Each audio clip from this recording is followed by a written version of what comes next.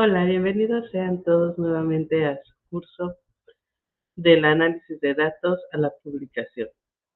En esta sesión, ya la número 3, hablaremos acerca de la redacción de la introducción, los objetivos principales y cómo redactar una introducción clara, relevante, en un contexto teórico y con base en los datos generados en esta investigación.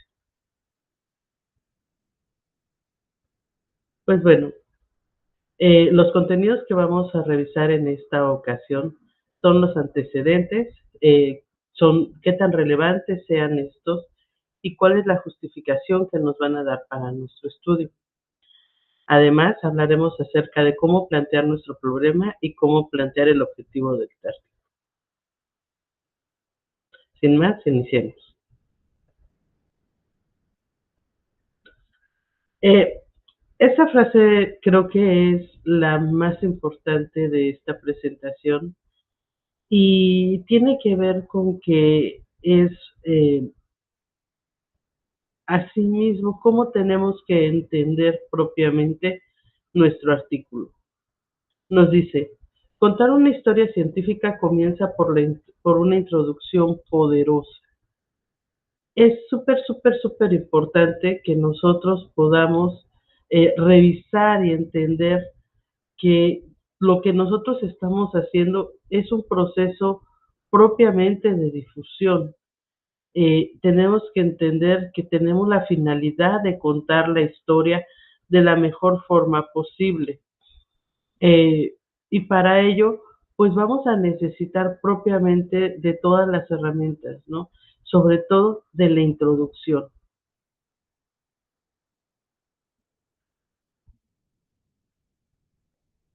Pero pues entremos en materia. ¿Y qué es la introducción?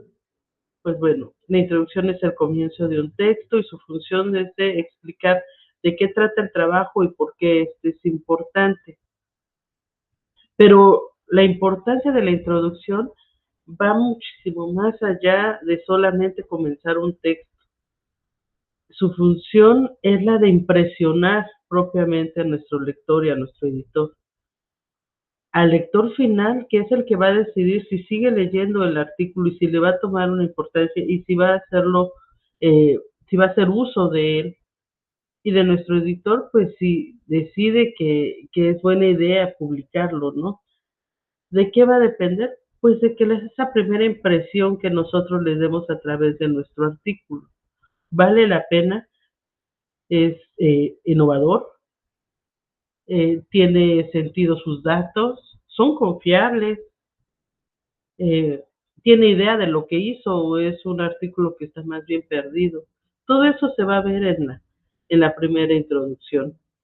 Si nosotros no convencemos a nuestro usuario final, que el resto de nuestro artículo sea fabuloso ya no importa, porque lo vamos a perder. En la primera hoja va a decir, ah, qué hueva, no lo voy a leer.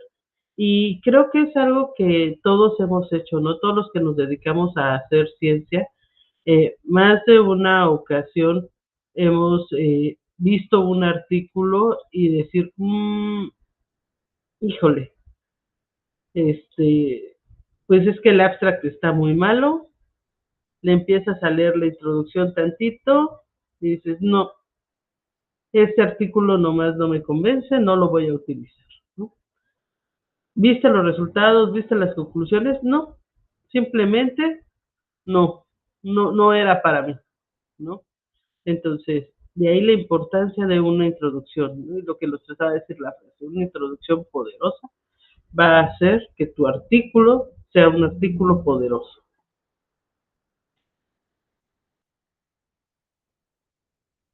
Rico y Villademoros nos decían que la introducción es el corazón del artículo científico. Y chéquense la importancia, ¿no? O sea, no es así como la uña izquierda, es el corazón del artículo científico. Es la parte central, es lo que nos dice de qué va, hacia dónde va y cómo lo hizo. Es la parte que nos dice que el lector va a dar su primer acercamiento a nuestro artículo y que se interese de este tema y que siga buscando más acerca de este tema, ¿no? Esa es la misión propiamente de la introducción. Ahora, es bien importante saber que existen muchos tipos de introducción. Para el artículo científico, ¿se escribe diferente? Sí, claro que sí. Las introducciones van a ser propias del tipo de archivo o texto que estemos hablando. En este caso, la introducción no es solamente para enganchar, no es eh, un atrapador y se acabó. Tiene una misión mucho, mucho más grande estructuralmente.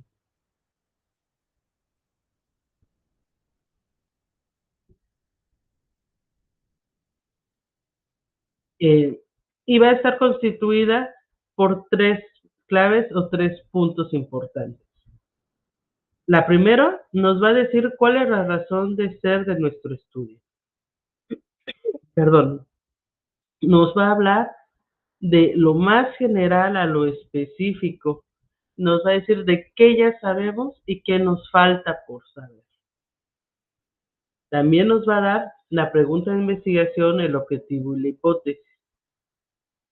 No es que vaya descrita así de, mi pregunta de investigación es, y el objetivo es, por lo cual tengo la siguiente hipótesis, no va descrito de esta forma tan explícita, pero sí se debe de notar en el texto, ¿ok? Porque lo que nos dice esta sección es, ¿cuál es el vacío de nuestra investigación que buscamos llenar? O sea, el por qué. ¿Por qué quiero hacer esta investigación? ¿Por qué es importante? Y finalmente, hasta el final normalmente se pone, es una breve mención de nuestro diseño de estudio. Y nos va a decir esto, como bien está aquí en naranja, cómo abordaste la pregunta. Es decir, nos habla acerca de qué tanto sabías de lo que querías hacer desde un inicio, ¿ok? Es este punto de seguridad de que tu artículo está bien establecido desde el inicio y no solo es un disparo de escopeta que a ver a dónde nos habla propiamente de todo de toda la importancia de nuestro estudio si fue diseñado de una forma adecuada.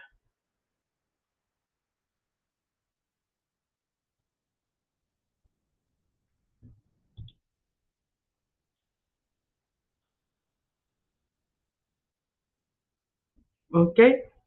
Y vamos a ver cada una de estas partes por separado. Empecemos con la razón de ser del estudio. Y esta razón de ser del estudio nos habla de propiamente si los antecedentes van a ser la clave de todo nuestro escrito. Y nos dice que tenemos que seleccionar muy bien lo que vamos a utilizar para nuestro artículo. Sabemos que la información o los antecedentes son muy vastos. La información que está en línea o que ha sido publicada es sumamente vasta.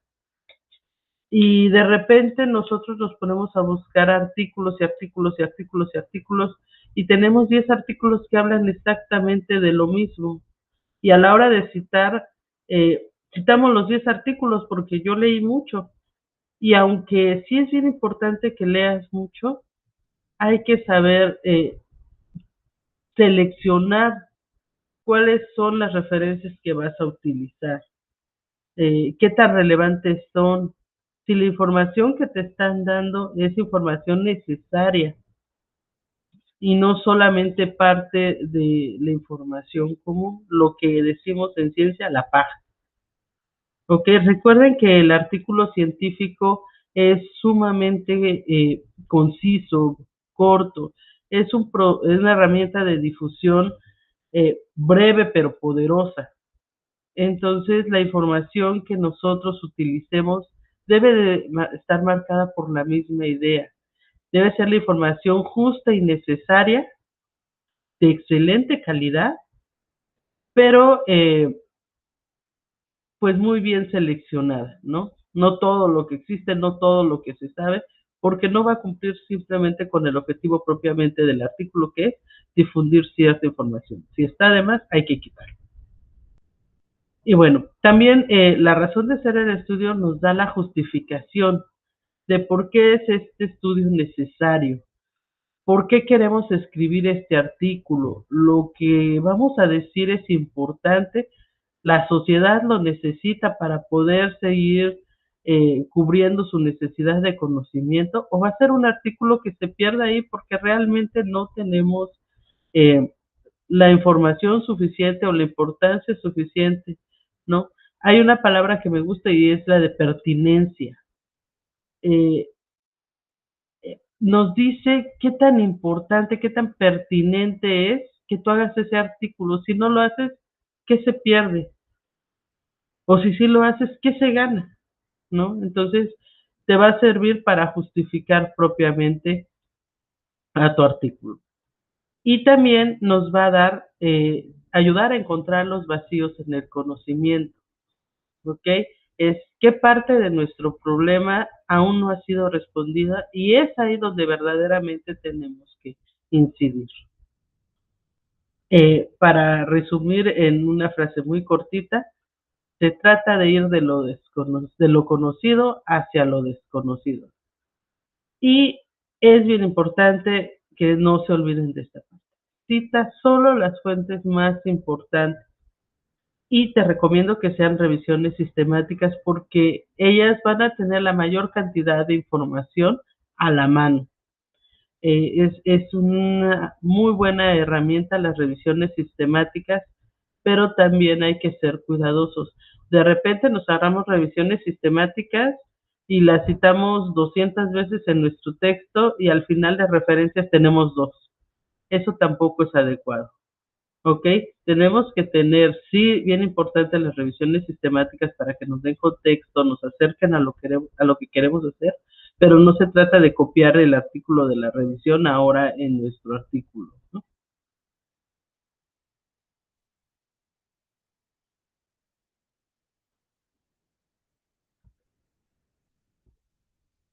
Ahora, en el, en la parte de la pregunta de investigación hay un criterio que se llama FINES y es muy, muy, muy fácil de entender porque son las siglas que vamos a tener. Se trata de que nuestra pregunta de investigación debe de ser factible, o sea, comprobable, probable, realizable.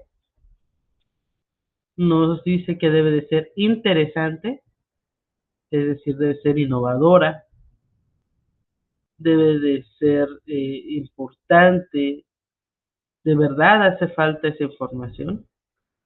Como ya lo habíamos hablado, debe de ser novedosa, debe ser nueva, traer la nueva información, debe de ser ética, de dónde nosotros obtuvimos esos datos, es correcto la forma en las cuales fueron obtenidos y sobre todo debe ser relevante.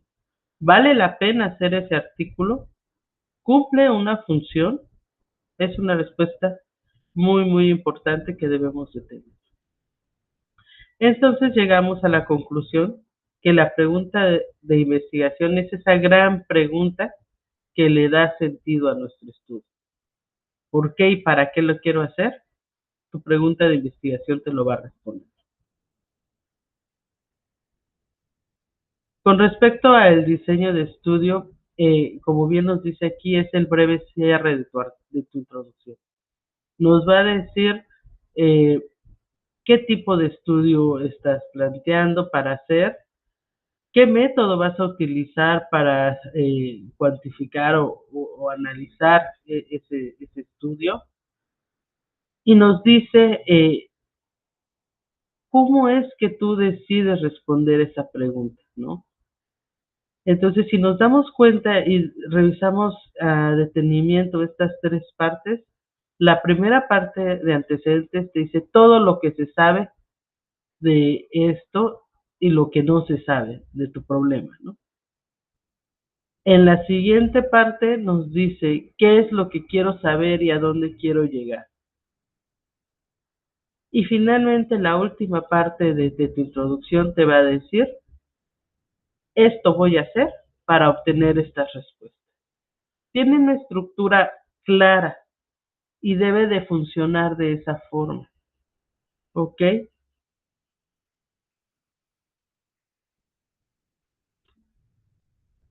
Entonces, ¿cómo escribir una buena introducción? Pues primero que nada, no es un texto larguísimo que nos dé todos los datos sabidos y por haber. Lo recomendable es una cuartilla. No quiere decir de, híjole, hizo cuartilla y media, está terrible. No, hizo 10 renglones, qué terrible. Bueno, pues a lo mejor sí pudiera haber avanzado un poquito más, pero si esos 10 renglones le alcanzaron para decir todo lo que quería decir, pues igual y a lo mejor es suficiente. Lo veo difícil, pero es una posibilidad. En este caso, la métrica está normalmente en una cuartilla y en esa cuartilla debes desarrollar esos 3 puntos. Ahora, eh, ¿cómo puedo yo darme una clara forma de cómo describir esos 3 puntos a lo largo de la introducción? Pues usa entre 3 y 4 párrafos. El primero y el segundo para los antecedentes, para todo lo que se sabe y no se sabe. El uno más para lo que quieres llegar a conocer. ¿A dónde están tus huecos, tus vacíos? Y un párrafo más para tu pregunta de investigación es de, y por lo tanto queremos hacer esto y lo vamos a hacer de la siguiente forma. Entonces es la pregunta y el diseño. Aquí ya tienes una idea más o menos confiable de cómo puedes hacer tu introducción de una forma fácil sin que se te complique demasiado. También nos dice que es muy importante mantener una continuidad narrativa. Y era lo que les comentaba hace rato.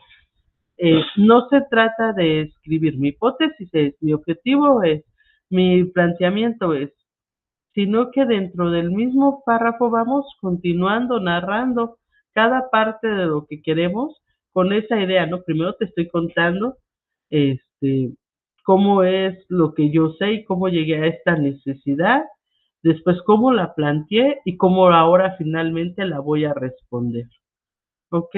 Y es lo que les decía creo que fue en el primer video, que al final todos los artículos van a ser esta parte de difusión de información tal como un chisme. Tenemos que, ¿qué se sabe? ¿Cómo vamos a, cuál es nuestro interés y así, qué es lo que no sabemos y queremos conocer? ¿Y cómo es que vamos a hacer para conocer esa información? Básicamente, esa misma estructura es la que nos va a dar una buena introducción. Es bien importante que seamos muy claros cuando estamos haciendo la introducción, ¿ok? No poner información de más que no es requerida en este momento. Y eso tiene que ver mucho con los resultados y la discusión.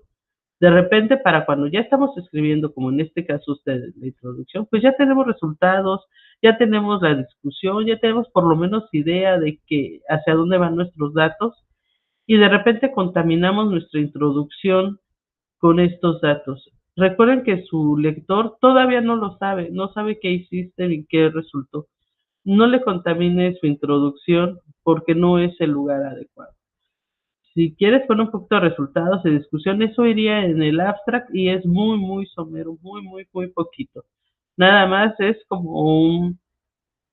eh, como un para abrir bocado, como para decir, ay, a ver si quiero saber más. ¿Ok? No hay que extendernos demasiado con datos que no son los adecuados. Y entonces esto nos va a llevar a que la introducción no es una revisión extensa, como les decía, es muy pequeñita, no más de una página, pero sí es una puerta bien construida, es el lugar por el cual vas a enganchar a tu lector y no solo lo vas a enganchar, lo vas a mantener cercano a ti porque va a entender la necesidad de este artículo.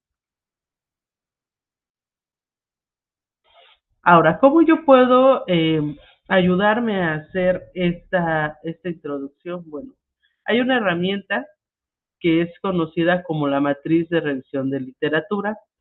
Tiene otros nombres, no es el único, y se los pongo acá como matriz de antecedentes, matriz bibliográfica, matriz de análisis documental.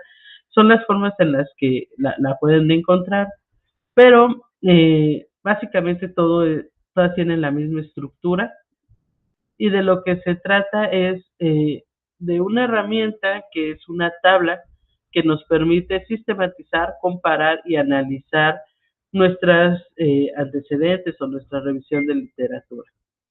La información que vamos a obtener de estas fuentes nos va a ir ayudando a organizarla de forma puntual para nosotros no perdernos en nuestra escritura. Les decía hace rato, ¿no? Busca revisiones de literatura porque te van a dar más información en corto plazo, pero no es lo único de lo que tienes que hacer tu artículo, ¿no? Entonces, de repente, si tienes 10 citas que hablan más o menos acerca de lo mismo, bueno, ¿cómo voy a decidir yo cuál sí poner y cuál no poner? La matriz de la revisión de literatura te va a ayudar. Te voy a dar un ejemplo. Garrad en el 2022, en su artículo, nos presenta este ejemplo del formato de una matriz de revisión y es una columna, como puedes ver, muy sencilla. En una tabla muy sencilla. En la primera columna vamos a tener el autor, el título y la revista. En la segunda columna el año, porque es muy importante tener las referencias muy bien actualizadas. Recuerden que la información envejece y envejece pronto, entonces por eso es muy importante el año de nuestras revisiones. En la columna 3 vamos a encontrar el propósito. ¿De qué se trata ese artículo? ¿Qué es lo que ellos quisieron ver? Y finalmente nos dice cuál es el diseño metodológico, o sea, cómo hicieron para cumplir su propósito. Es una tabla muy básica, pero a partir de esta tú puedes construir tu tabla cual mejor funcione para ti. No es que todas las tablas de revisión de literatura sean igualitas, ¿no? Es solamente una tabla que te permite darte una idea de cómo puedes estructurar o sistematizar tu revisión de literatura. ¿Cómo sirve o para qué sirve? Bueno, esta va a ordenar tu información clave de cada una de tus fuentes o referencias. Va a identificar los vacíos del conocimiento, es decir, controversias, puntos comunes y te ayuda a agruparlos. Facilita la redacción de la introducción y del marco teórico porque ya tiene los datos aquí y sobre todo para la citación también te va a ayudar mucho cuando no sepas, aquí te falta una cita. Y tú, híjole, ¿de dónde tomé este escrito? Ah, bueno, me voy a mi tabla de matriz de revisión de literatura y muy seguramente voy a saber cuál fue la cita, porque voy a tener los datos bien claros de quién leí acerca del tratamiento de drogas. Ah, bueno, fue del artículo 1, ¿ok? Entonces, para eso sirve. Y sobre todo te va a ayudar a justificar el planteamiento del problema y los objetivos.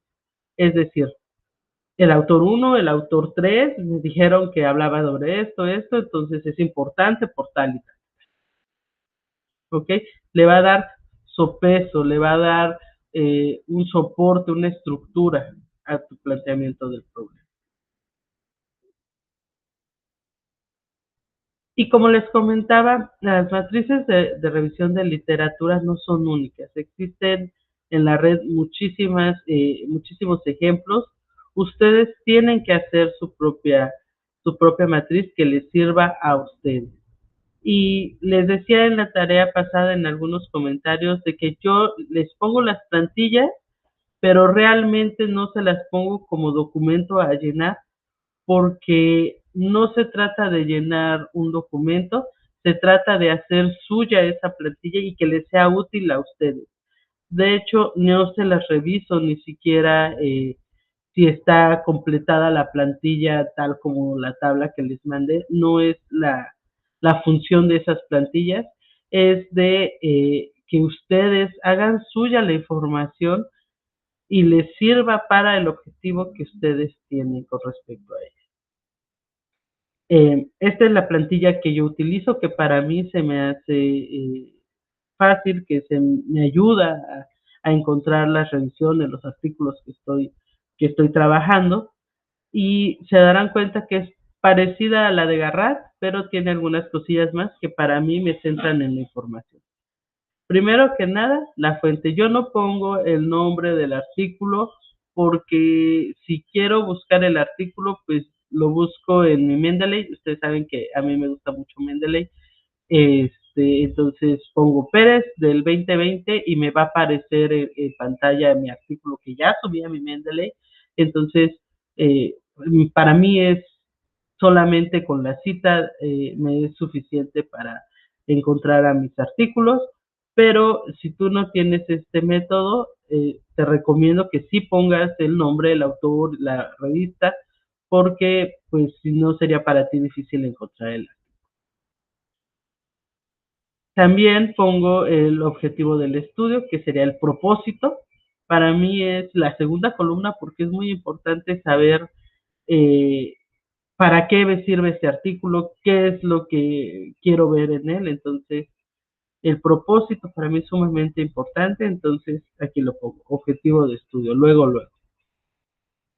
La metodología es el diseño experimental. Yo le digo metodología, pero el diseño experimental es su nombre correcto, correctísimo. Entonces, pues ya sé si es cuantitativo, mixto, si utilizaron una encuesta o si es una revisión sistemática. Entonces, así yo identifico fácilmente este, qué tipo de diseño experimental tiene. Y luego, en la siguiente columna, hago una pequeña unión con una de las plantillas anteriores que les pasé. Es acerca de los principales hallazgos. ¿Se acuerdan que tenías tu objetivo, los hallazgos que tenías de tus datos y hasta dónde habías completado de esos hallazgos, ¿no? ¿Cuáles eran esos hallazgos? Bueno, esto mismo yo lo metí en esta tabla porque me ayuda como fácilmente a identificar cuáles son los hallazgos interesantes de ese artículo y por qué me es importante tener cerca ese artículo, ¿ok? Y después de que ellos muestro cuáles son los hallazgos a los que ellos llegaron, pongo otra columna que dice relevancia para mi estudio. O sea, ¿por qué quiero tener ese artículo ahí? ¿Qué es lo que va a aportar propiamente a mi artículo? Y finalmente dejo una columnita de comentarios y palabras clave, porque esto me va a ayudar a, si quiero identificar rápido, dónde estoy citando a esta persona y por si alguna razón se me pasó, bueno, de palabras clave me va a ayudar muchísimo. Y los comentarios, pues es que ahí pongo lo que pienso de cada uno de los artículos. Hay veces que decimos, no, pues este artículo no me gusta porque va en contra de lo que yo estoy encontrando y me parece que no está tan bien escrito, lo que sea. Te darás cuenta que no solamente vas a tener artículos de los que estás totalmente de acuerdo en tu plantilla, puedes tener de todos los tipos. Entonces, para mí esta columna de comentarios es básica para poder yo expresarme y decirle a la Sandra del futuro, mira, observé esto, pon atención.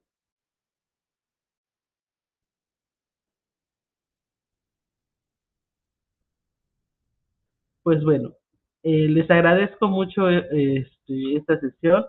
Hagan su plantilla, les aseguro que va a ser muy práctica para ustedes, les va a ayudar muchísimo. Eh, Me despido de ustedes, no sin antes invitarlos a que hagan esta matriz, a que escriban su introducción en base a esta matriz y tengan buena escritura. Nos leemos en Classroom. Hasta luego.